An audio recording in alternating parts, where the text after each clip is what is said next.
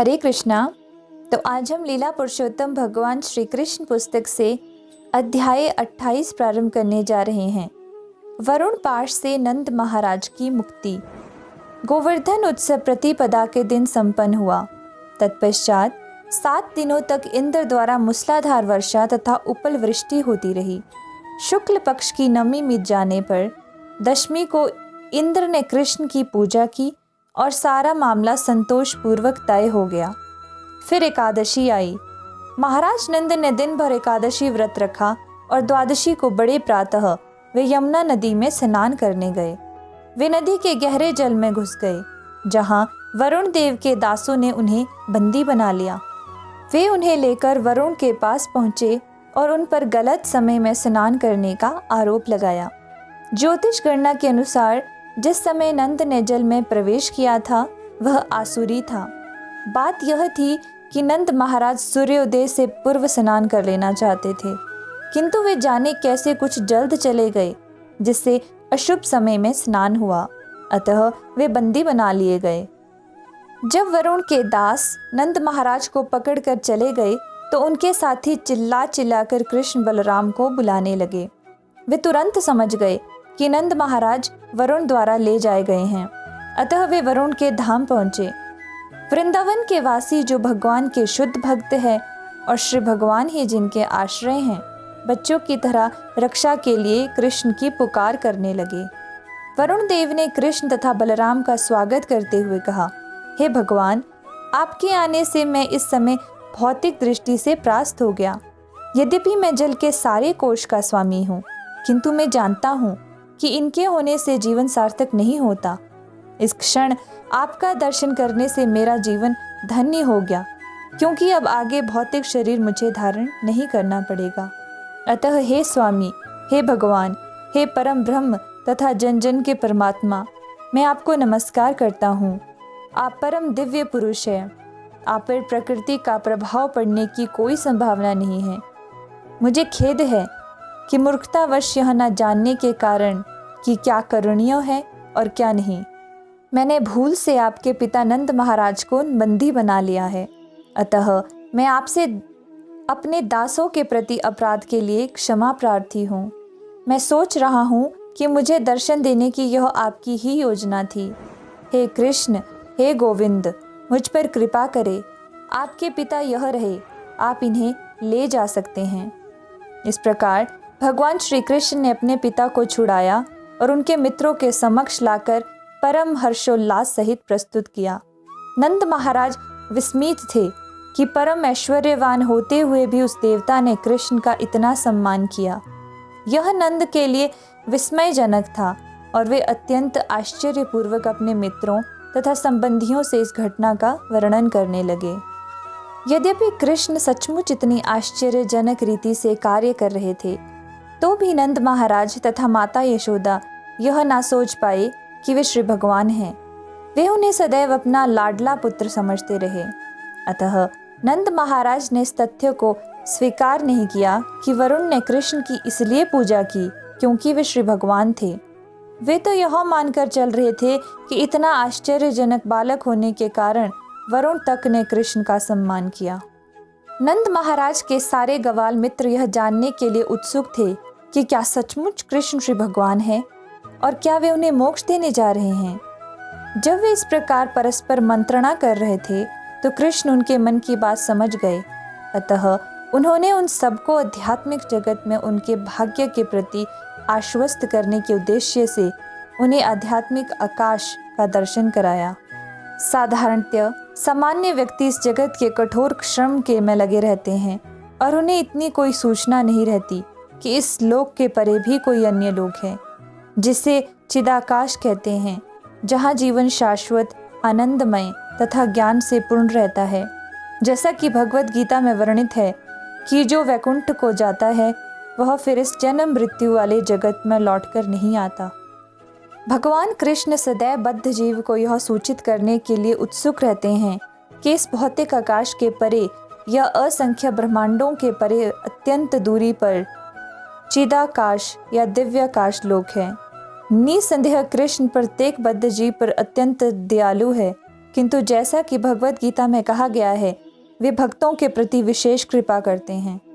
इन प्रश्नों को सुनकर कृष्ण ने सोचा कि वृंदावन के उनके भक्तों को आध्यात्मिक जगत तथा उसके भीतर वैकुंठ लोक के विषय में सूचना दे दी जाए। इस संसार में प्रत्येक बद्ध जीव अज्ञान के अंधकार में है। इसका अर्थ यह हुआ कि सारे बद्ध जीव देहात्म बुद्धि से ग्रस्त हैं। प्रत्येक जीव का यही विचार है कि वह इसी भौतिक जगत से संबंधित है और इस जीवन बोध के कारण प्रत्येक जीव अज्ञानवश विभिन्न रूपों में कार्य कर रहा है। किसी विशेष प्रकार के जीव के कार्य कर्म कहलाते हैं। सारे बद्ध जीव देहात्म बुद्धि के कारण अपने अपने शरीर के अनुसार कार्य कर रहे हैं। ये कार्य भावी बद्ध जीवन का निर्माण करते हैं। चूंकि उन्हें आध्यात्मिक जगत की बहुत कम जानकारी रहती है, अतः वे आध्यात्मिक कार्य नहीं करते। उन्हें भक्ति योग कहते हैं। जो सफलतापूर्वक भक्ति योग का अभ्यास करते हैं, वे इस शरीर को त्याग कर सीधे आध्यात्मिक जगत को जाते हैं, जहाँ वे किसी एक वैकुंठ लोक में स्थिर हो जाते हैं। वृंदावन के सारे निवासी शुद्ध भक्त हैं। इस शरीर को त्यागने पर उनका गंतव्य कृष्ण लोक है। वे वैकुंठ लोक से भी आगे जाते हैं। तथ्य यह है कि जो लोग कृष्ण भावनामृत तथा प्रौढ़ भक्ति में लगे हुए हैं, उन्हें मृत्यु के बाद इसी जगत में विभिन्न ब्रह्मांडों में कृष्ण का सानिध्य प्राप्त करने का अवसर प्रदान किया जाता है। कृष्ण की लीलाएं एक ब्रह्मांड में या अन्य ब्रह्मांड में निरंतर चलती रहती है।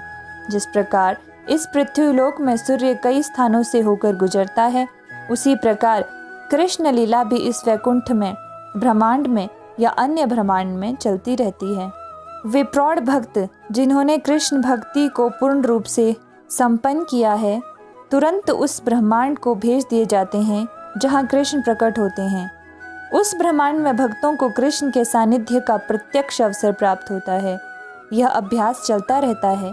जैसा कि इस लोक में हम कृष्ण की वृंदावन लीला देखते हैं, इसीलिए कृष्ण ने वैकुंठ की सही सही जानकारी उद्घाटित कर दी, जिससे वृंदावन वासी अपने अपने गंतव्य को समझ सके। इस प्रकार कृष्ण ने उन्हें नित्य विद्यमान आध्यात्मिक जगत का दर्शन कराया, जो असीम है और ज्ञान से पूर्ण है। इस भौतिक जगत में स्वरूपों की विभिन्न श्रेणियां हैं और इन्हीं श्रेणियों के अनुसार उनमें ज्ञान प्रकट होता है। उदाहरणतः एक बालक के शरीर में जितना ज्ञान है, वह वयस्क व्यक्ति के शरीर के ज्ञान से कम पूर्ण है।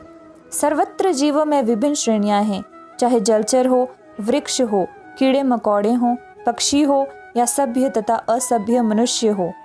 मनुष्य के ऊपर देवता, चारण तथा सिद्ध है और उससे ऊपर ब्रह्मलोक में ब्रह्मा रहते हैं। इन देवताओं में ज्ञान की विभिन्न श्रेणियां हैं, किंतु इस जगत से आगे वैकुंठ लोक में प्रत्येक व्यक्ति ज्ञान से पूर्ण है। सारे जीव भगवान की भक्ति में वैकुंठ लोक में या कृष्ण लोक में लगे रहते हैं। जैसा कि भगवत गीता में पुष्टि की गई है, पूर्ण ज्ञान का अर्थ है कृष्ण को श्री भगवान के रूप में जानना। वेदों तथा भगवत गीता में यह भी उल्लेख है कि ब्रह्म ज्योति होने पर धूप, चांदनी तथा बिजली की आवश्यकता नहीं रहती। ये सारे लोग स्वतः अलौकिक हैं और वे सभी दिव्य ढंग से स्थित हैं। ब्रह्म ज्योति में ना तो उत्पत्ति का और ना ही संहार का कोई ही प्रश्न उठता है। भगवत गीता में इसकी भी पुष्टि हुई है कि भौतिक आकाश से आगे एक अन्य नित्य आध्यात्मिक आकाश होता है, जहाँ हर वस्तु शाश्वत रूप से विद्यमान रहती है। आध्यात्मिक आकाश की जानकारी केवल ऋषि तथा साधु पुरुष ही दे सकते हैं, क्योंकि वे त्रिगुणातीत होते हैं। आध्यात्मिक पद पर स्थित हुए बिना आध्यात्मिक प्रकृति को समझ पाना संभव नहीं है। अतः यह संस्तुति की जाती है कि मनुष्य भक्ति योग को ग्रहण करे और 24 घंटे कृष्ण भक्ति में लगा रहे, जिससे वह त्रिगुणातीत हो जाए। कृष्ण भावना भावित होने पर वह चिदाकाश तथा वैकुंठ लोक की प्रकृति को समझ सकता है। अतः वृंदावन के वासी निरंतर कृष्ण भक्ति में लगे रहने के कारण वैकुंठ लोक की दिव्य प्रकृति को सरलता से समझ सकते थे। इस प्रकार श्री कृष्ण नंद महाराज इत्यादि समस्त ग्वालों को लेकर उस दह में गए, जहाँ बाद में अक्रूर को वैकुंठ लोक का दर्शन कराया गया। उन सबों ने स्नान किया और वैकुंठ लोक की वास्तविकता के दर्शन किए। चिदाकाश तथा वैकुंठ लोक का दर्शन कर लेने के बाद नंद महाराज आदि ग्वालों को अपूर्ण आनंद हुआ। और नदी से बाहर निकलने पर उन सबों ने देखा कि कृष्ण की पूजा श्रेष्ठ स्तुतियों द्वारा की जा रही थी। इस प्रकार लीला पुरुषोत्तम भगवान श्री कृष्ण के अंतर्गत वरुण पाश से नंद महाराज की मुक्ति शीर्षक 28वें अध्याय का भक्ति वेदांत तात्पर्य पूर्ण हुआ। हरे कृष्ण कृष्ण कृष्ण हरे हरे, हरे राम राम राम हरे हरे।